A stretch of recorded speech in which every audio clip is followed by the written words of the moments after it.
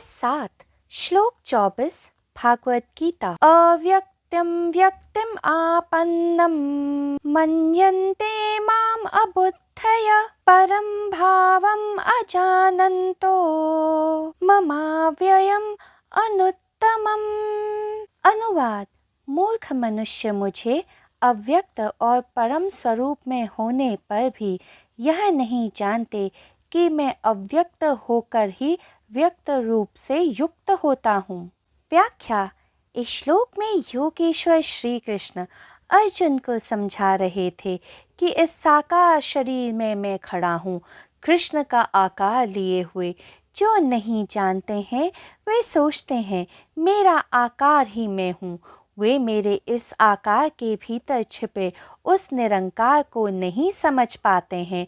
वे इस रूप के पीछे उस अरूप को नहीं देख पाते हैं।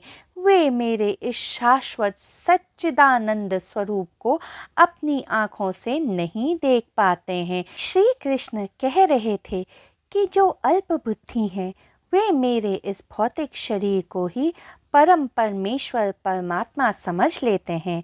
इस भौतिक संसार में जब भी परमात्मा प्रकट हुए हैं वे एक साकार स्वरूप में ही प्रकट हुए हैं।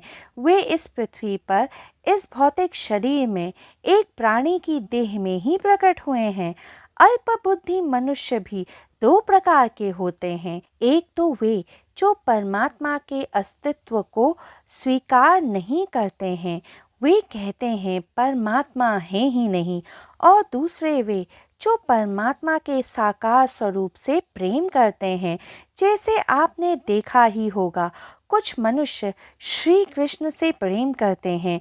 वे कृष्ण की मूर्ति की पूजा करते हैं। वे मूर्ति को सुबह उठाते हैं, नहलाते हैं, नए वस्त्र पहनाते हैं, फिर भोजन कराते हैं, फिर दिन में भी भोग लगाते हैं, फिर रात्रि के भोग के बाद उन्हें एक बिछौने के ऊपर सुला देते हैं। ऐसे मनुष्य इस मूर्त के पीछे अमूर्त को, इस व्यक्त के पीछे उस अव्यक्त को, इस रूप के पीछे उस अरूप को देख नहीं पाते हैं।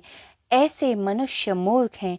श्री कृष्ण कहते हैं कि बुद्धिमान मनुष्य की अकल की यही परीक्षा होती है कि वह आकार में उस निराकार को देखे, उस व्यक्त में उस अव्यक्त को देखे, उस रूप में अरूप को देखे। आकार व्यक्त मूर्त तो सभी को दिख जाते हैं। जो इस आकार व्यक्त मूर्त के जो पीछे छुपा खड़ा है उसे देख पाए, उसे पहचान पाए, उसे जान पाए, वही बुद्धिमान है।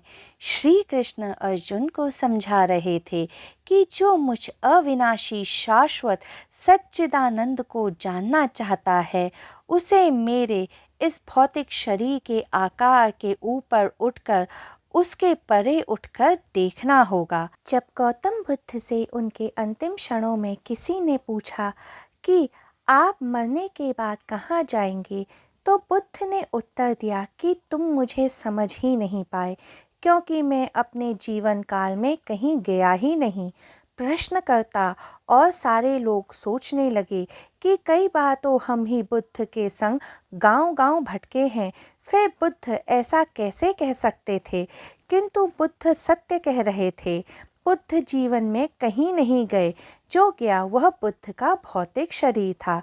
प्रश्नकर्ता भूल गए थे कि जो बुद्ध के भौतिक शरीर के भीतर बैठा था वह अचल है, वह शाश्वत है, जिसे वो कभी देख ही नहीं पाए थे।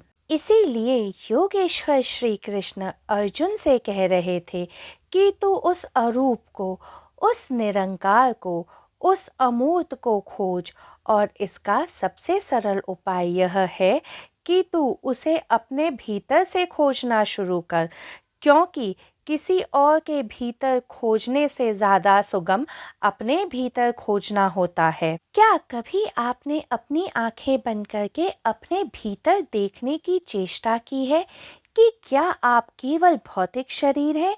क्या आप केवल इस भौतिक शरीर की सीमा तक ही सीमित हैं? जब आपका ध्यान गहरा होगा तो आपको ज्ञात होगा कि आप अपने भौतिक शरीर तक सीमित नहीं हैं, बल्कि आपकी कोई सीमा है ही नहीं, तथा एक दिन एक ऐसा क्षण आएगा कि आपको उस असीम की, उस निराकार की एक छोटी सी झलक मिल पाएगी। और जब आपको अपने भीतर इस असीम का ज्ञात होगा, तभी आपको दूसरों के भीतर भी उस असीम का ज्ञात होगा। ज्ञान तो अपने भीतर होता है, दूसरों के भीतर तो केवल अनुमान ही होता है। ध्यान का अर्थ है आकार से निराकार की ओर की यात्रा। और इस श्लोक में योगेश्वर श्री कृष्ण कह रहे थे कि ज्ञान का अर्थ है कि आकार से निराकार की ओर की यात्रा। जो बुद्धिहीन हैं वह आकार में अटक जाते हैं, तथा जो बुद्धिमान हैं वह निराकार में डुबकी लगाते हैं। जब एक बार उस निरंकार की एक झलक मिल जाती है, तो इस भौतिक जगत के सब आकार मिट जाते हैं और मनुष्य परमानंद को प्राप्त हो जाता है।